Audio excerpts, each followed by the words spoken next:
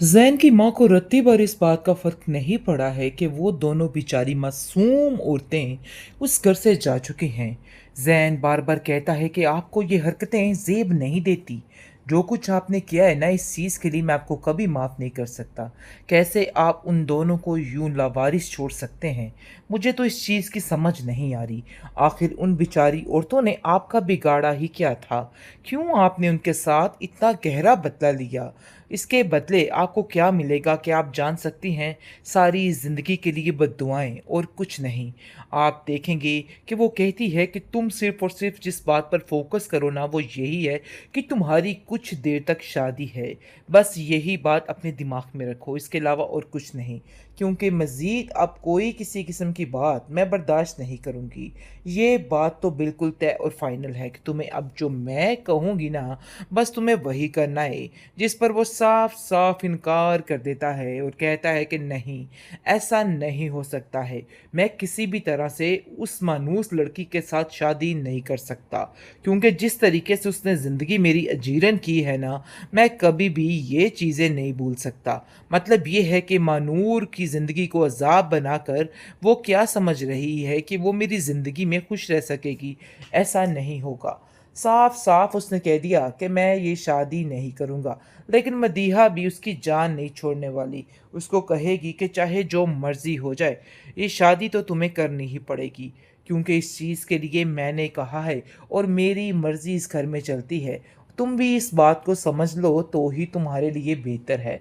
जिसको सुनकर वो भी कह देता है कि मुझे किसी की बातों से कोई लेना-देना नहीं है। मतलब साफ़ और शफ़ाफ़ है कि मुझे ये रिश्ता मंज़ूर ही नहीं। अरे भई, जिस लड़की के बारे में मदीहा इतनी बड़ी-बड़ी छलांगे लगा रही है ना, वो समझ ही नहीं पा रही उस लड़की की असलियत। मतलब ये है कि जो जोड़ा उसको दिया गया था पहनने के लिए, किस तरीके से आग की नज़र कर दी है उसने और उसकी सारी हसरतों को जला के रख दिया और अब कोई बहाना बना लेगी कि ये हो गया और वो हो गया। जी, अब देखिएगा कि महविश के बाप की तबीयत बहुत ज़्यादा ख़राब रहने लग जाती है। मतलब ये है कि टाइम अब नज़दीक आ चुका है कि अब इसकी मुलाकात आसिया के साथ हो जाए। वो महविश को कहता है कि महविश, पता नहीं क्यों मुझे ऐसा लगता है कि मेरी तबीयत अब कुछ ठीक नहीं रहती। हर वक़्त बिगड़ी-बिगड़ी सी रहती है। जिस पर महविश कहती है कि आपको जो औरत चिपक चुकी है ना, इसके बाद आपकी हालत यही होने वाली है। इसलिए मैं इन सब चीज़ों में आपका कुछ नहीं कर सकती। मतलब ये है कि जो आपकी बीवी है ना, उसने ही आपका ये हाल किया है। लेकिन उसकी बीवी भी बोल पड़ती है कि अरे भई, ये हालात तुम्हारी वजह से हैं, तुम्हारी वजह से ही ये सब कुछ हो रहा है और मैं बता दे रही हूँ कि बहुत जल्द आपको खबर मिल जाएगी कि इस लड़की ने हर चीज़ को तबाह बर्बाद करके रख दिया।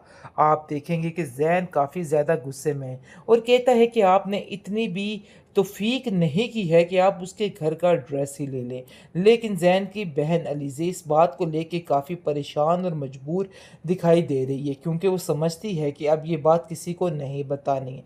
लेकिन जैसे ही ज़ैन ये बात खोलेगा कि वो महवी से नहीं बल्कि मानूर से शादी करना चाहता है, तो इस चीज़ में राज़ी उसकी बहन हो जाएगी, क्योंकि वो भी जानती है कि मानूर कितनी अच्छी लड़की है और महविश इस घर की तबाही के अलावा और कुछ भी नहीं कर सकती है, क्योंकि महविश अपनी आई पे आ चुकी है और कहती है कि बस जो भी हो, मैं शादी के बाद इन लोगों को ऐसा नाच नचाऊँगी कि ये लोग याद रखेंगे। एक दफ़ा वैसे शादी हो जानी चाहिए थी, ताकि ये मदीहा की अक्ल भी ठिकाने आ जाती, क्योंकि इसकी अक्ल को ठिकाने लाना भी बहुत ज़्यादा ज़रूरी था, जो हर वक़्त महविश के गुण ही गाती रहती है। ज़ैन की माँ को रत्ती भर इस बात का फ़र्क नहीं पड़ा है कि वो दोनों बेचारी मासूम औरतें उस घर से जा चुकी हैं। ज़ैन बार-बार कहता है कि आपको ये हरकतें ज़ेब नहीं देती। जो कुछ आपने किया है ना, इस चीज़ के लिए मैं आपको कभी माफ़ नहीं कर सकता। कैसे आप उन दोनों को यूँ लावारिस छोड़ सकते हैं? मुझे तो इस चीज़ की समझ नहीं आ रही। आखिर उन बेचारी औरतों ने आपका बिगाड़ा ही क्या था? क्यों आपने उनके साथ इतना गहरा बदला लिया? इसके बदले आपको क्या मिलेगा कि आप जान सकती हैं, सारी ज़िंदगी के लिए बद्दुआएँ और कुछ नहीं। आप देखेंगे कि वो कहती है कि तुम सिर्फ़ और सिर्फ़ जिस बात पर फ़ोकस करो ना, वो यही है कि तुम्हारी कुछ देर तक शादी है। बस यही बात अपने दिमाग में रखो, इसके अलावा और कुछ नहीं।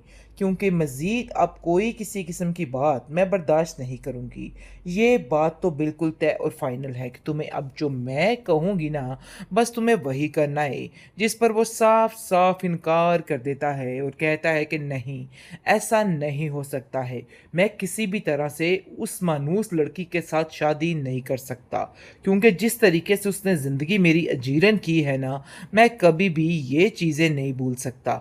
मतलब ये है कि मानूर की ज़िंदगी को अज़ाब बनाकर वो क्या समझ रही है कि वो मेरी ज़िंदगी में खुश रह सकेगी, ऐसा नहीं होगा।